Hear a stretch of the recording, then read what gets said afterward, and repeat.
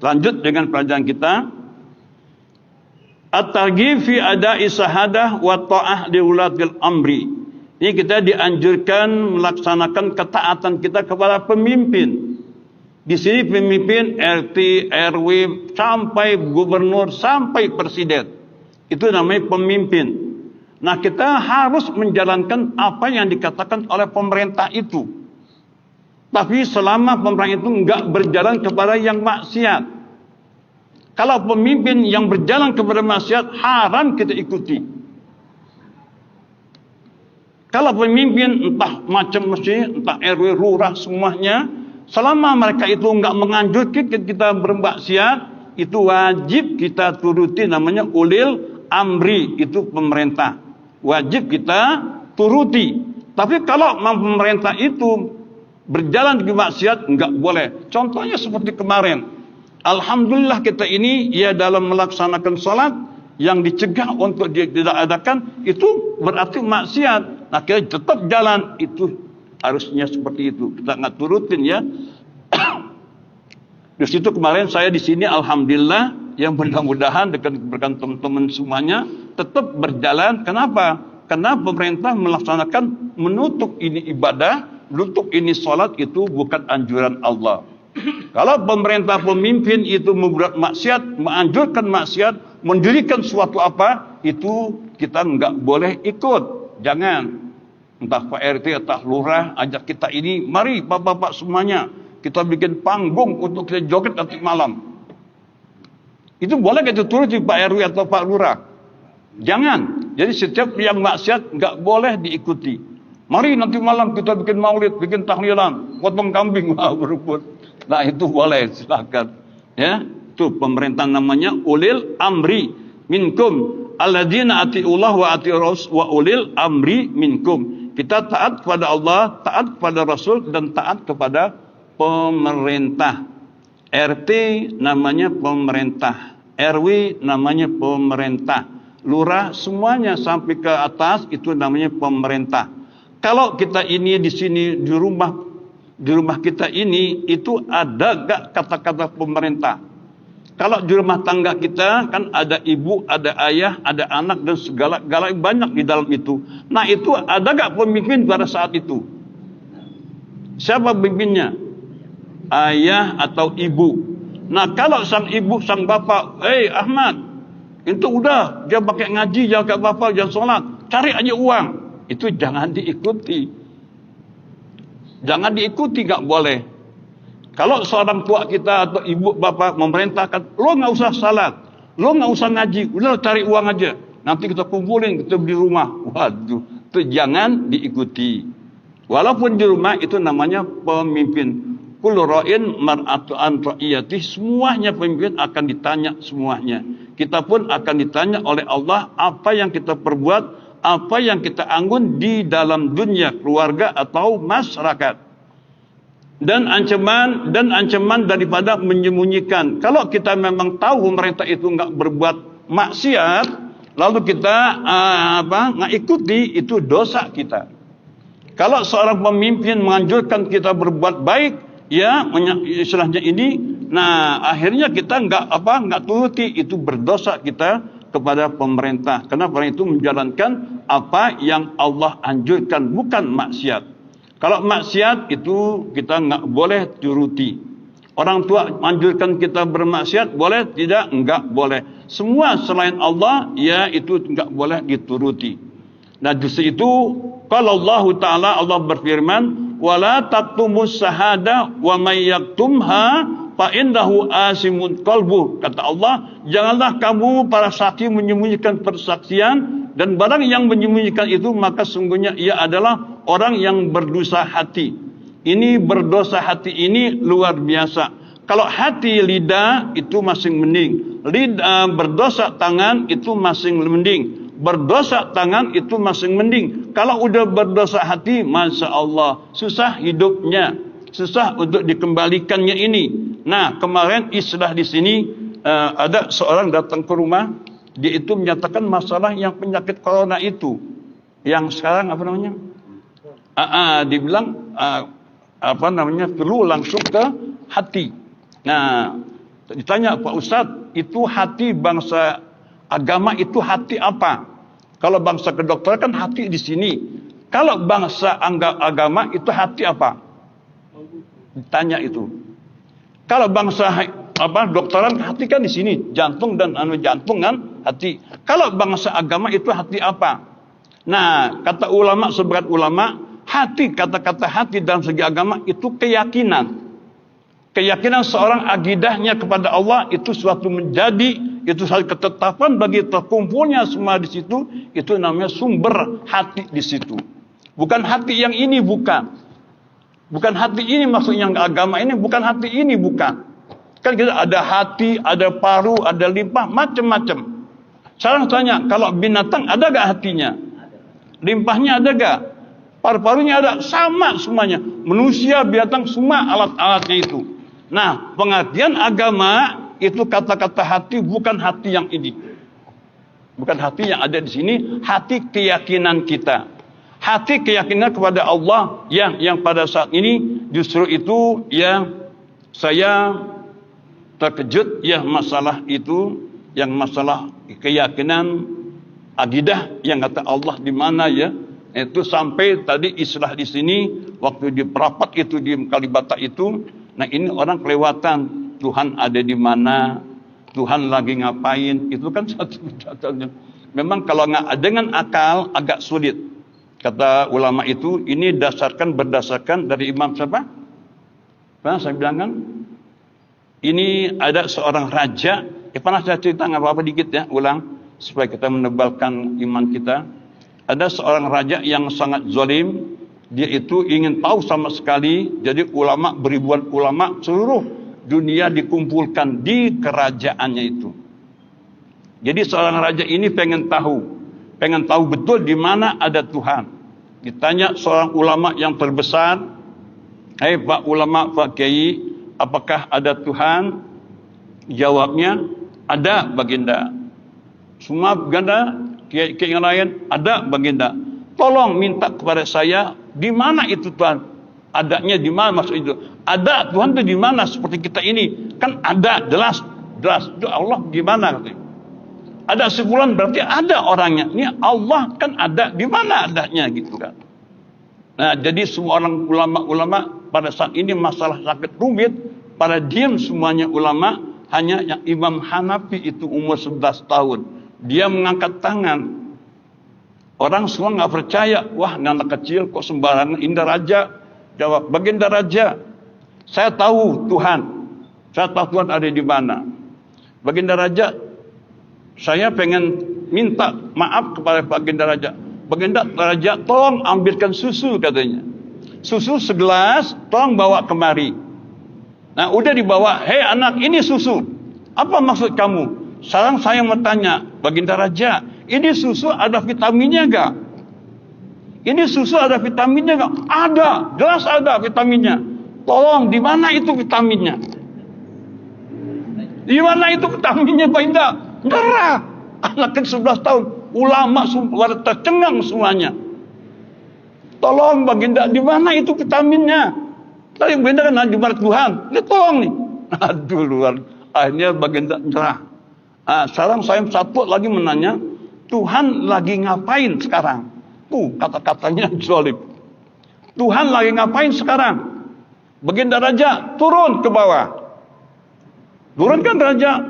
Baginda Raja, sekarang Tuhan saya lagi memindahkan Raja dari atas ke bawah.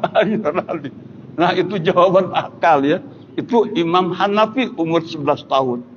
Nah, kita ini masalahnya ya bagaimana ya kalau masalah Allah. Contohnya aja lah. Ini akidah memang pada saat ini orang, contohnya yang kata di Sukabumi itu yang masuk Kristen semua. Kenapa? Kalau saya minta kepada Allah itu berbulan-bulan saya dapat diterima. Tapi kalau saya mau minta kepada Tuhan Yesus katanya itu berapa menit ada. Itu merata bisa begitu. Nah, ini kita ini ya alhamdulillah sambil bertahan, jangan sampai ini akidah penting. Ini akidah paling penting. Pada saat ini memang akidah sangat dimusuhkan. Sangat genting di situ. Kalau orang yang nggak belajar, masya Allah, apalagi anak-anak sekarang. Kalau seperti begini, jawaban seperti begini, ikut aja. Nah, di situ kita anjurkan anak-anak untuk mengaji kemana-mana, tahu gurunya, siapa gurunya, jangan ngaji sembarangan. Banyak sekarang pada saat ini ngaku ustaz, tapi bikin jebakan, ya bukan dibawa ke surga, bahkan dibawa ke neraka. Sekarang banyak dengan guru-guru dengan merendahkan hati tanpa dibayar. Guru agama bukan guru agama, tanpa dibayar, dia bersedia ngajar kepada di rumah-rumah. Tapi nyatanya orang ini bukan niat baik, niatnya untuk jahat, ya itulah untuk bukan mengislamkan anak kita, hanya untuk mengafirkan anak-anak kita. Hati-hati ya, mudah-mudahan. Maaf ya, minum sedikit. Bismillah.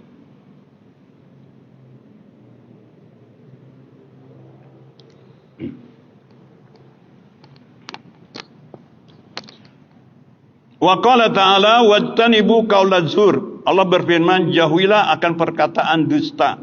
Ini kalau orang yang mau selamat dunia akhirat, doanya dikabul, kurangin bohong.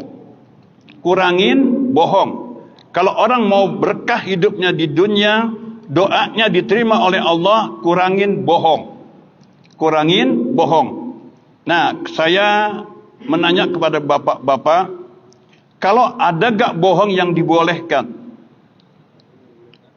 Bohong ada gak yang dibolehkan? Ada ya. Sedangkan Nabi waktu itu seorang nanya, nenek menanya, ya Rasulullah, saya masuk surga gak ya Rasulullah? Nabi jawab, enggak nek. Nenek gak masuk surga. Dibohongin tuh nenek. Sama Nabi. Nenek menanya kepada Nabi, ya Rasulullah, apakah saya masuk surga? Nenek enggak masuk surga. Nangis nenek. Ya, itu apakah Nabi itu bohong atau tidak? Apakah Nabi bersifat bohong pada kata-kata itu apa tidak? Nabi bilang, nek, kamu enggak masuk surga, nek. Itu kan? Kenapa? Karena nenek udah nenek di surga enggak ada nenek. Semuanya, waduh, budak-budak semuanya. Itu enggak boleh. Nah, contohnya kalau yang boleh ini bohong, contohnya dah. Pada suatu hari di rumah kita orang dikejar-kejar, lalu orang tak tolong masuk ke dalam rumah kita. Datang penjahat mengejar, pas di depan rumah kita. Pak, tahu Pak tadi orang laki kemari Pak? Wah, semua pada bawa golok. Nah, itu wajib kita berbohong. Wajib kita berbohong. Kenapa? Kalau kita ada di dalam, hancur dia, mati dibunuh. Itu wajib kita berbohong. Dan yang kedua, saya nggak senang, maaf, kalau orang bilang kalau kita berbohong kepada istri itu dibolehkan. Contohnya orang laki istilah di sini, dia kan soalnya suka ngamen, tahu ngamen, suka jalan-jalan kemana-mana. Jadi pada suatu itu dia saat ingin untuk berkeluarga lagi, itu dia berboleh bohong kepada istrinya, itu katanya nggak dosa. Ada dasar-dasarnya. Kemana Pak semalam Pak? Ke rumah teman saya. Sedangkan dia punya pasangan lagi, punya bini lagi. Nah, itu dibolehkan bagi seorang laki seperti itu. Kalau memang niat laki-laki ini untuk ibadah kepada Allah. Tapi saya berasa, ya Allah, kok kenapa masalah itu dibolehkan untuk membohongi istri? Sedangkan sang suami ini istilahnya kan untuk bersenang-senang. Tapi maksud di sini orang laki itu yang berbuat itu, dia benar-benar niat untuk ibadah. Benar-benar niat untuk ibadah, bukan untuk main-main, untuk senang-senang. Karena ada suatu apapun dikawinkan orang anak itu, ada sebab kenapa. Nah, itu sebabnya akhirnya berbohong kepada istrinya, itu dibolehkan. Nah, tapi akibatnya pada saya ceritakan, ini nyata sendiri, saya sendiri yang mengalaminya. Itu mungkin semuanya kenal Pak penghulu namanya Abdurrahman, yang mukanya agak gitu-gitu. Maaf ya, serangin kenal semua. Ini dulu saatnya di sini di kelurahan. Nah, dia ini istilah Pak penghulu dari KUA. Lalu pada saat itu dia menikahkan di mana, di daerah Berlan. Nah, pada saat itu waktu nikah ini perempuan ini lakinya nggak ada. istilahnya batal lah, istilah gitu. Nah akhirnya kompak persetujuan keluarga semuanya, karena malu orang punya rumah yang perempuan itu udah ngundang entah gimana. Jadi Pak Penghulu ini siap untuk menjadi suaminya. Ini kejadian sebenarnya ini. Nah karena rasa orang laki maaf ditaruhkan seperti itu dengan harga ya murah lah istilahnya itu. Nah udah selesai, pulang ke rumahnya di Menteng Dalam. Pas pulang ke rumahnya nggak pulang sehari itu, malam itu nggak pulang. Tanya sama istri anaknya, "Bes, malam kemana Pak?"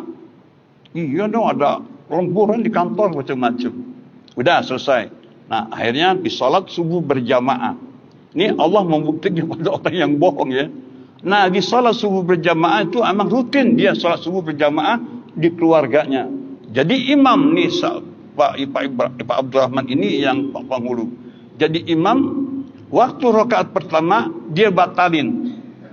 Maaf, ayah belum mandi. Ayah belum mandi. Ini Allah membuktikan nih. Karena dia niatnya ini. Niatnya bukan untuk beribadah, niatnya memang pengen kesempatan bilang itu kan. Nah niatnya itu. Nah pada salat subuh rakaat yang pertama dia balik, maaf anakku istriku maaf batal, aku belum mandi. Bapak bisa mikir gak itu? Aku belum mandi. Bisa mikir gak? Hah? Tanya kepada anak istri tanya, "Pak, mandi apa Pak? Kan sholat gak apa-apa, entah aja. Sholat mandi boleh kan Pak, tiap hari begini." Nah maaf, biniku macam-macam. Aku semalam kawin, nikah dengan orang haram. Nah, kenapa? Niatnya ini Pak Penghulu enggak ikhlas. Kalau yang tarik yang berbuat itu kan ikhlas. Nah, itu boleh Allah tutupi. Dia dengan ikhlas dengan apa? Untuk nafsunya itu. Allah buktikan kepada keluarganya. Di sholat lagi, rakaat pertama. "Maaf, ayah belum mandi." Kan lalu kok kata-kata dengan mandi orang sudah bisa. Belum mandi, dah kok sholat bagaimana? Ke sholat kan nanti ayah bisa sholat mandi. Nah itulah ya, kita jangan bohong ya, jangan bohong. Bohong itu adalah suatu kesempatan bagi setan untuk kita lengah daripada suatu apa. Sekarang saya tanya, setan sama manusia ilmunya lebih tinggian mana? Hah? Setan kan? Setan udah ke surga, udah melihat Allah. Dia akidahnya luar biasa. Sudah mendekat Allah, sudah apa di surga lagi. Akidah sudah mantap, Allah itu ada, wajib. Sifat-sifat Allah sudah ditahu oleh setan. Kenapa? Emang dia pertama. Tuh. Ya, nah kita jangan heran. Kalau setan ganggu kita begini, itu setan lebih tinggi ilmunya. Waduh, setan ada muslim nggak? Setan ada muslim nggak? Setan nggak ada muslim. Kafir semuanya. Kalau jin itu beda dengan setan. Kalau jin itu ada muslim, ada non-muslim, ada kafir istilahnya. Kalau setan semuanya kafir. Minal kafirin, semuanya setan itu minal kafirin. Justru itu setan lebih pintar. Hati-hati kita ini. Kalau nggak minta pertolongan kepada Allah, hati-hati. Wah setan, gua nggak baca ini. Jangan. Harus kita tabah dengan doa permohonan kepada Allah. Jangan sampai kita bisa kalau digoda sama setan, ya Allah, setan pintar luar biasa ya. Mudah-mudahan itu ini ya. Wa an Ibnu Umar radhiyallahu anhuma anin Nabi sallallahu alaihi wasallam qala alal mar'il muslimi as-sam'u wa ta'atu bima ahabba aw kariha illa ayyumara bi maksiatin fa iza umira bi maksiatin fala sam'a wala ta'ata muttafaqun alaih. Ini berdasarkan Nabi kita Muhammad, wajib atas seorang muslim mendengar dan taat pada barang yang ia sukai atau ia benci kecuali barang yang diperintah dengan berbuat maksiat. Siapapun yang mengatakan ustadz kek, siapa kek, orang tua ibu dalam mengerjakan memerintah dengan kebaikan, itu kita taati. Siapapun yang memerintahkan dengan berbuat maksiat, itu harus kita ingkari. Jangan kita turuti juga. Begini deh, kalau inti sebagai anakku, nah kau gini deh, kau menjudi deh, uang saya kasih. seorang kekasih untuk menjudi, nanti untungnya bagi berdua. Itu sang bapak kepada anak. Jangan, nggak boleh. Jangan kita turuti walaupun itu orang tua, nggak boleh kita turuti apa kata-katanya, ya.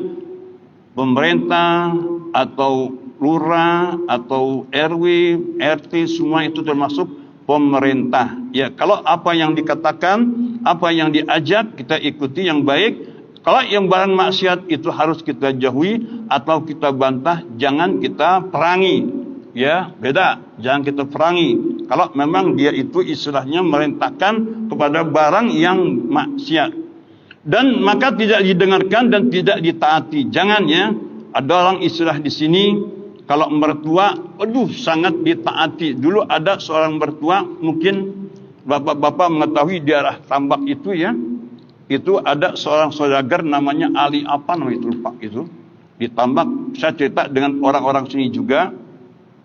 Dia ini istilahnya apa yang dikata semuanya itu pembantu ke apapun, apa yang diucap harus dituruti. Karena jagoan luar biasa. Apalagi orang kampung-kampung, apa bilang dikata itu harus dituruti. Jago luar biasa. Ya, ini seorang ini apa istilah di sini memerintahkan suatu perbuatan yang dilarang oleh Allah. Pada saat itu dia ini memerintahkan semua orang ini untuk memanggil layar tancap. Ini ceritanya ringkas saja nih. Dia ini memanggil layar tancap itu dengan dukungan pada kampung itu. Namanya maksiat, lancar tancap, wah pada berebut, pada ini macam-macam. Nah, pada satu hari itu hujan turun. Hujan turun deras luar biasa. Anehnya pada saat itu kok ini belum pernah banjir, jadi banjir suatu guyur air. Itu sampai ke Kali Celung kemari katanya. Itu sampai begitu, ya. Itu kalau orang yang zalim dituruti, itu semuanya akibatnya dapat semuanya. Kita dapat, orang yang zalim itu semuanya dapat. Waktu jam berapa? Udah ya? Hah? Sekarang berapa? Sekarang kita baca suratul Fatihah aja cukup, ya. InsyaAllah karena kita ini mendekati bulan Rajab. Bulan Rajab ini penuh luar biasa. Saya tanya yang bisa boleh pulang. Di bulan Rajab ini kejadian apa yang terbesar? Di bulan Rajab ini kejadian apa yang terbesar? Bulan Rajab. Isra Mi'raj Nabi kita Muhammad sallallahu alaihi wasallam. Nabi mendapatkan ini amanat itu langsung menemu kepada Allah. Enggak ada semua nabi ini pernah bertemu kepada Allah.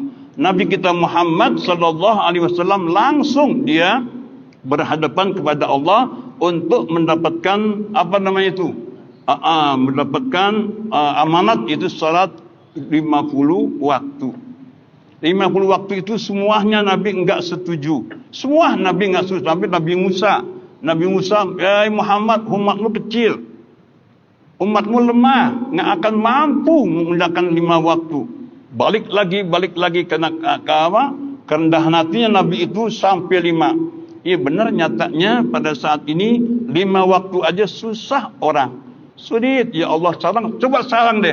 Anak kita sendiri suruh sholat susah. Susah banget. Lagi kita sebagai biarin deh.